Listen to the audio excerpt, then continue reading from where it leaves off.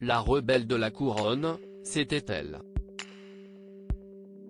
Ce mercredi 1er juillet, Lady Diana aurait célébré son 59e anniversaire. Une date à jamais gravée dans le cœur de ses admirateurs, eux qui considèrent la princesse de Galles comme une icône de la monarchie.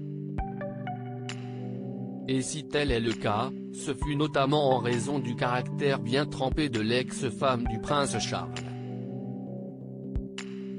Car, lors de ses jours au sein de la famille royale et comme l'ont récemment rapporté nos confrères du magazine Point de Vue, la mère du prince William et du prince Harry a donné du fil à retordre au protocole royal à plusieurs reprises, dès son arrivée au sein du clan Windsor Mountbatten. De quoi ulcérer Sa Majesté Elisabeth II, qui met un point d'honneur à faire respecter la tradition en tant que souveraine. Le 9 mars 1981, soit un mois après l'annonce de ses fiançailles avec le prince Charles, Lady Diana assistait à un gala de charité au Goldsmiths Hall de Londres. À l'occasion, la princesse des cœurs avait opté pour une robe noire signée Emmanuel.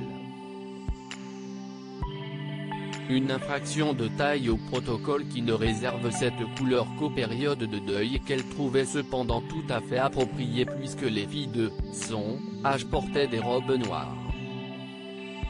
À mes yeux, le noir était la couleur la plus élégante qu'on puisse porter à 19 ans, avait-elle estimé auprès de son biographe Andrew Morton, auteur de Diana, sa vraie histoire parue en 1992.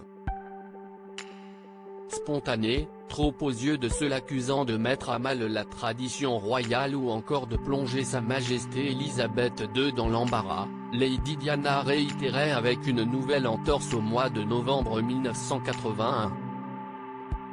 Elle avait alors été photographiée assoupie au premier rang d'un concert au Victoria and Albert Museum, toujours dans la capitale britannique.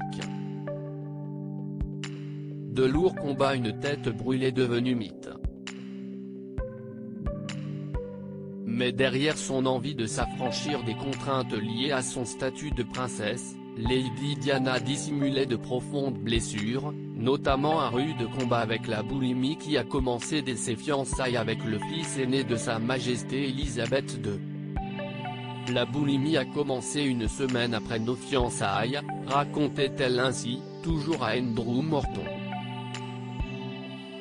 Celle qui se décrivait comme un esprit libre a été marquée par un commentaire de son mari sur sa silhouette, ouvrant donc la voie à un changement radical en seulement quelques mois. La première fois qu'on a pris mes mesures pour ma robe de mariage, je faisais 73 cm de tour de taille. Le jour de mon mariage, j'étais à 60 cm, disait-elle.